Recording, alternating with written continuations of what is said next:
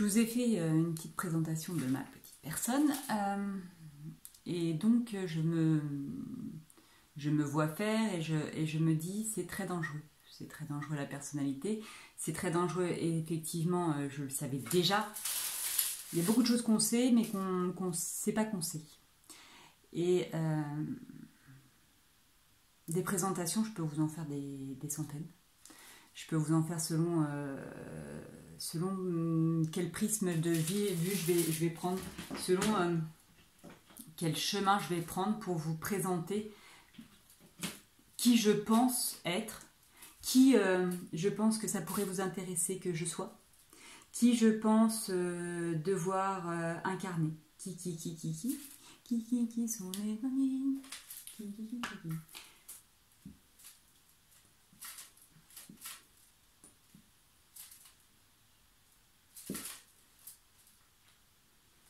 Si je me place quand j'avais 2 ans et que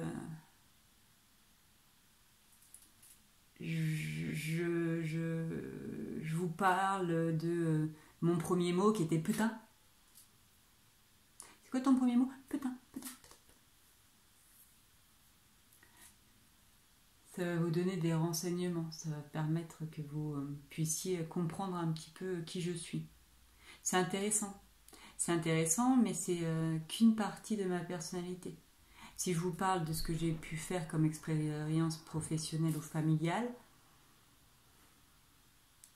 ça va vous intéresser aussi peut-être, mais c'est pas l'important en fait.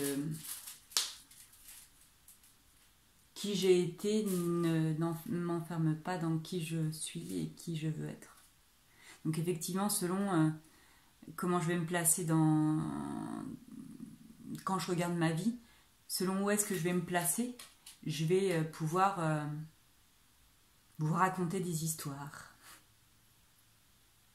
Parce qu'effectivement, la présentation est un jeu. Nous sommes dans ce monde, nous sommes habitués, nous avons pris des habitudes qui sont nos habits. Des moyens, une habitude, c'est vraiment le moyen. Qu'est-ce que je mets sur moi? Comment je me revais? Comment je m'habille? Nous sommes des êtres spirituels qui avons revêtu un corps de chair. Ça, c'est pour le côté un peu perché. Perché noble, hein. Perché qui fait que je m'ascensionne. Mais comme on s'ascensionne pas tout seul, normalement,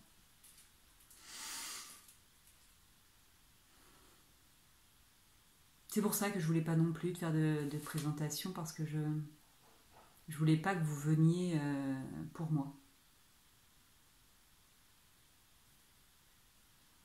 Je veux que vous veniez pour vous. Donc la présentation, c'est un jeu. Je vous ai fait tout un petit texte très... Nous sommes en train de jouer. Sauf que souvent, c'est un jeu qui n'est pas très drôle. Donc ça serait bien que travail de femme et jeu d'enfant, qu'on reprenne de la légèreté, mais qu'on s'engage aussi. La personnalité doit libérer l'ego en permettant à l'humain d'être librement au service. C'est ce que je vous disais. L'ego n'est pas un problème. C'est le moyen. Comme l'épreuve est le moyen de réussir. La personnalité doit libérer l'ego en permettant à l'humain d'être librement au service. C'est pour cela que nous sommes si nombreux à vouloir rendre service. Souvent on me dit je veux être utile, j'ai envie d'être utile.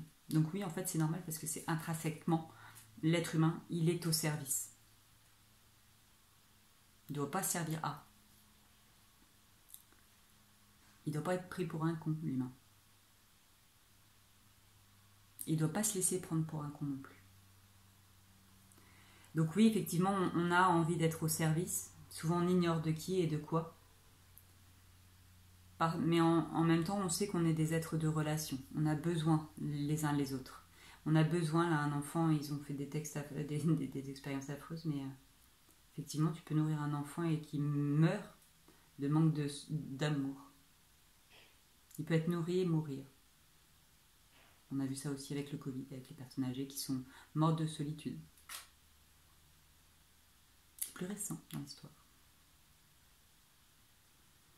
Je sais, nous savons que nous avons besoin de l'autre et que l'autre a besoin de nous. Mais en fait, ce qu'on ignore, et ce qui est intéressant de savoir, c'est on a besoin l'un et l'autre.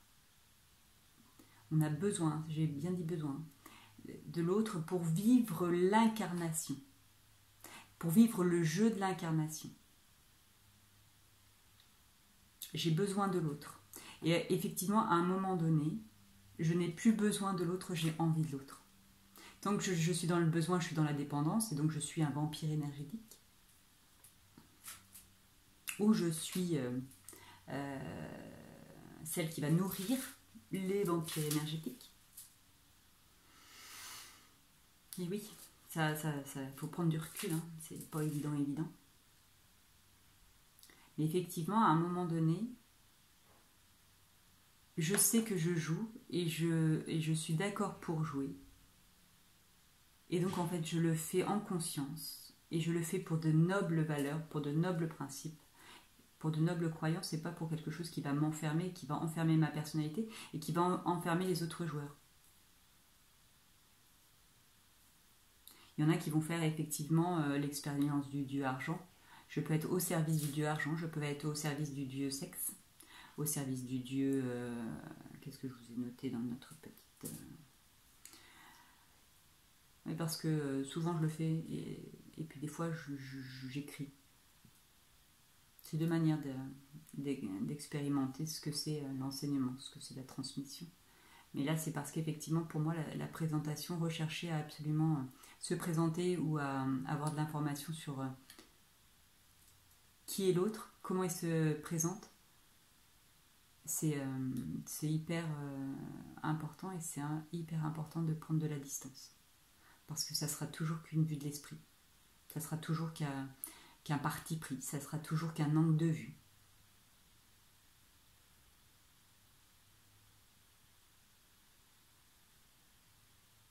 On veut des absolus. On veut des certitudes. On veut.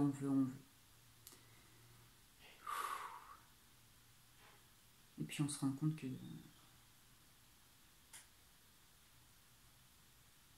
l'autre est un être humain. Et il est en expérience. Et que oui, il a des qualités et oui, il a des défauts. Remettre chacun à sa place et ça va nous permettre de... Ah oui, c'est vrai. Ce n'est que ma mère. Même si je lui dois effectivement la vie. Et donc je la respecte. Mais c'est un être humain, ma mère. C'est pas Dieu. Non. Mon banquier non plus. Pourtant, effectivement, il a son rôle à jouer. Mais c'est pas la même relation. C'est pas le même système de valeurs. Vous comprenez qu'il y a on est en relation avec des êtres humains qui vont nous permettre de discerner et du coup d'incarner librement qui on a envie d'être. Et quand on est encore enfermé dans plein de choses, c'est extrêmement souffrant. Donc, nous faisons des expériences. Soit effectivement, on va servir un dieu, des valeurs qui seront plus ou moins celles qu'on porte, ou alors on va servir à. Et ça peut être aussi une période de notre vie où effectivement on va être pris... je sers à.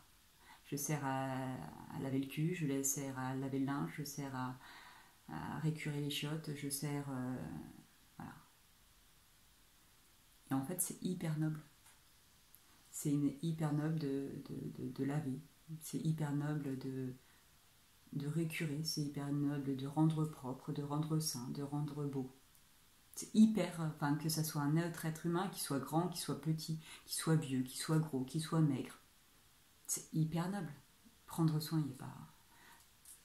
est soignant, dans le sens pas forcément diplômé, mais on prend soin de l'autre. Il n'est pas, enfin, il n'y a pas de tâches ingrates, médiocres, non. Que ce soit un lieu, un espace de vie ou un être humain. Par contre, l'intention derrière. Alors là, il y a du lourd. Ouais, là, avec l'intention, quand on me le demande, je peux sentir l'énergie qui s'en dégage et là, je peux sentir qu'on me prend vraiment pour une conne. Que vraiment on me prend pour de la merde. Je peux sentir que moi-même, je ne me respecte pas. C'est quoi mon intention? Quand je lave, quand je nettoie, quand je rends propre ou quand je rends beau. Est-ce que je le fais avec l'intention de effectivement rendre service, être au service de l'autre, d'un autre, de moi-même? Ou effectivement, est-ce qu'on m'a servi? Être au service, on va faire souvent l'expérience d'être asservi. Donc il faudra se libérer encore une fois. C'est donc l'intention qui compte et dans tout le monde énergétique, vous travaillez qu'avec l'intention. C'est quoi l'intention? Et souvent, en fait, on est complètement inconscient de ce qu'on souhaite, de ce qu'on veut, de ce qu'on dit, de ce qu'on... Voilà. C'est une période.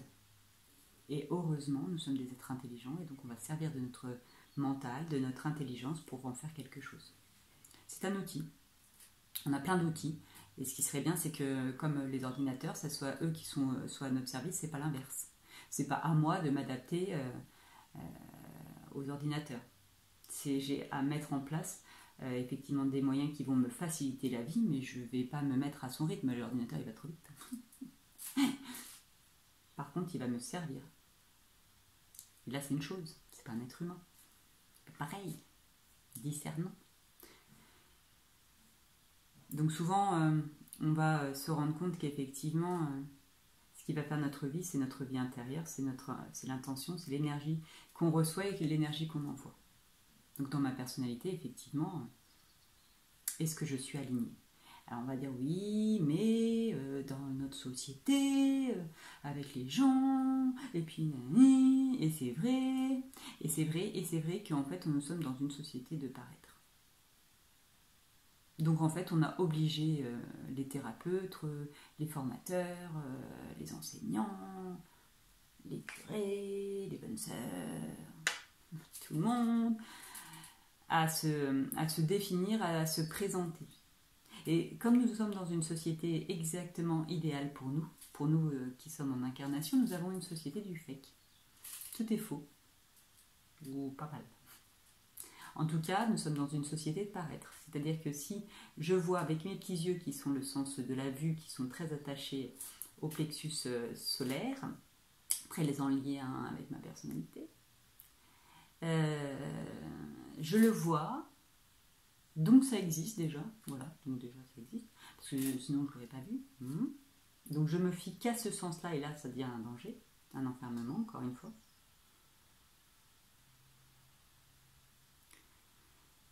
Nous nous basons sur ce que nous voyons, et trop exclusivement. Et le monde du subtil, quand vous voulez rentrer dans le monde de la magie, dans le monde de l'énergie, dans le monde de la guérison, dans le monde du subtil, dans le monde de l'au-delà, dans le monde qui sont avec nous et qui ne sont pas, on les sent pas, et bien en fait notre vue va être un outil avec lequel il va falloir prendre de la distance. Va falloir voir avec les yeux de votre âme. Allez regarder dans les yeux des gens. Qu'est-ce que vous y voyez? Est-ce que c'est juste du paraître? Est-ce que c'est juste je te la raconte et puis ça va bien se passer? Et confiance, et confiance. Et confiance croise en moi, disait le serpent dans Robin des Bois. C'est pas le monde des bisounours, le monde de l'énergétique, et c'est très très en lien avec notre société. On a des gourous partout, que ça soit dans le monde administratif, sportif, médical, spirituel, religieux. On a des gens qui parce qu'ils ont un verbe qui parle bien, nous mettent sous emprise, nous mettent sous domination. Et c'est exactement ce qu'il nous faut pour que nous, les autres êtres humains qui sont en incarnation et qui se cherchent, puissions faire l'expérience de discerner librement, choisir. On est dans une société où on nous enlève de plus en plus de liberté, où on nous surveille, où on nous met des caméras pour notre sécurité. On est en train de nous faire monter les uns contre les autres d'une manière tout à fait dégueulasse. On nous demande de lisser les différences alors qu'il faut les incarner, les différences. C'est génial. Ça va aller tellement loin dans le mur que ça va permettre aux gens de bonne volonté de se mettre à l'ouvrage. Oui, à la fin, le bien triomphe, ok, ouais, mais il faudrait peut-être qu'ils se mettent à bosser. Il faudrait peut-être qu'ils se mettent à dénoncer. Il faudrait peut-être qu'ils se mettent à exprimer qui ils sont. Les gens de bonne volonté. Ça ne veut pas dire qu'il faut se taire, ça ne veut pas dire qu'il faut être d'accord avec tout le monde. Ma personnalité doit être au service de mon âme et c'est pas forcément très agréable du point de vue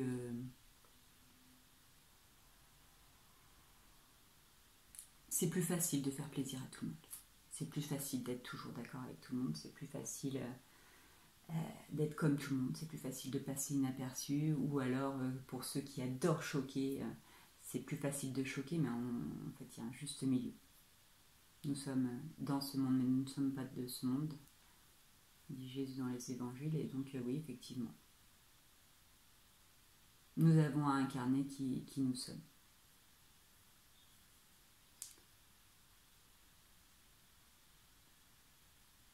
On a remplacé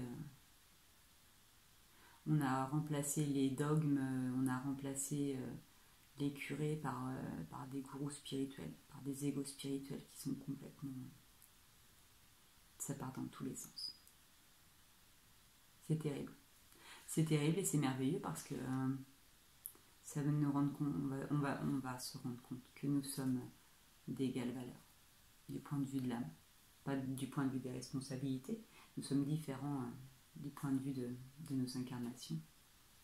Nous avons appris de différentes choses, mais nous sommes complémentaires, on a besoin de tout le monde. Pour faire quelque chose, on a besoin de tout le monde. Dans la joie, sans nier les réalités, mais dans la joie, dans la bonne humeur, et en s'engageant. Donc du coup, je suis partie très loin par rapport à ce que j'avais écrit. Si ça vous intéresse, vous lirez. Ouais, en tout cas, parce qu'il ne faut pas trop faire long, parce qu'après c'est chiant. Notre société est exactement celle qu'il nous faut pour qu'on se réveille. N'ayez pas peur, engageons-nous, ne soyons pas dupes non plus de ce qui se trame derrière notre dos, c'est clair, de quels sont les intérêts. Si le bio n'intéressait pas les grandes surfaces, ça ne se vendrait pas. C'est parce qu'il y en a qui mettent du pognon à acheter qu'on nous propose des choses à acheter. Nos emplois font nos emplettes font nos emplois, disait la Chambre des commerces. Donc c'est vrai. Ne soyons pas dupes. Individuellement, on n'intéresse personne. En tant que groupe, on intéresse du monde. Notre énergie, voilà. Ça intéresse. On est très intéressant. On ne se rend pas compte à quel point nous sommes intéressants. Qu'est-ce que je voulais vous dire ? Bon, je crois que j'ai fait le tour de la question.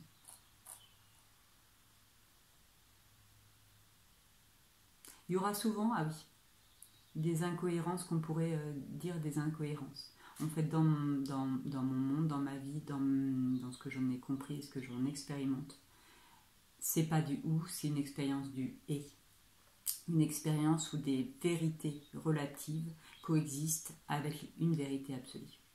Les vérités relatives, ce sont les miennes, les tiennes, celles de mon mari, celles de mes enfants, celles du prof de SVT, celles de du député, celle de l'ambassadeur, celle du paysan. Multiples vérités, énormément de vérités. Ce sont toutes des vérités relatives qui coexistent, qui ont leur part de vérité et leur part de, on va pas dire de mensonge ou d'erreur, c'est en fait juste ma vérité dépend de mon niveau de conscience. Donc aujourd'hui, ma vérité c'est vraiment la mienne, j'y crois.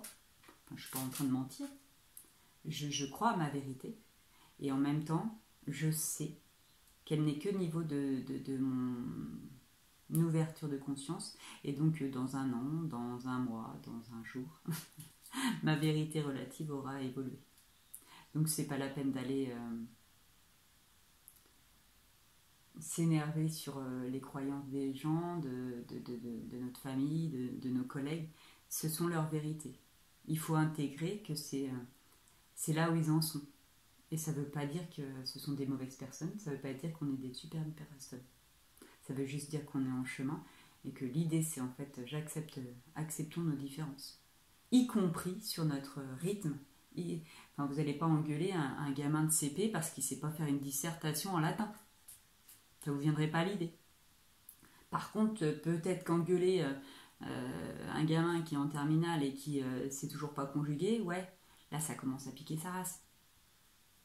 Là, il va falloir expliquer qu'effectivement, il y a des règles de conjugaison, de grammaire, et que même si par texto, à la limite, ça passe, quand tu fais une lettre de motivation, ça passe pas. On se présente quand même sous notre meilleur jour. On fait rimer du « et ». Et je ne veux pas que vous figiez sur que ce que je raconte de comment je me présente. Et en même temps, je fais un effort de présentation. J'essaye de même si c'est pas... J'essaye de me présenter sous mon meilleur jour. Non, mon Dieu. Après, il n'y a plus rien qui rentre dans les cases. Ou alors tout rentre. Mais quelles sont mes valeurs? Quelles sont vos valeurs? Quelles sont vos croyances? Quels sont vos principes? Ben, gardez-les. Gardez-les. Visitez-les. C'est eux, c'est elles qui vont vous permettre d'incarner qui vous avez envie d'être.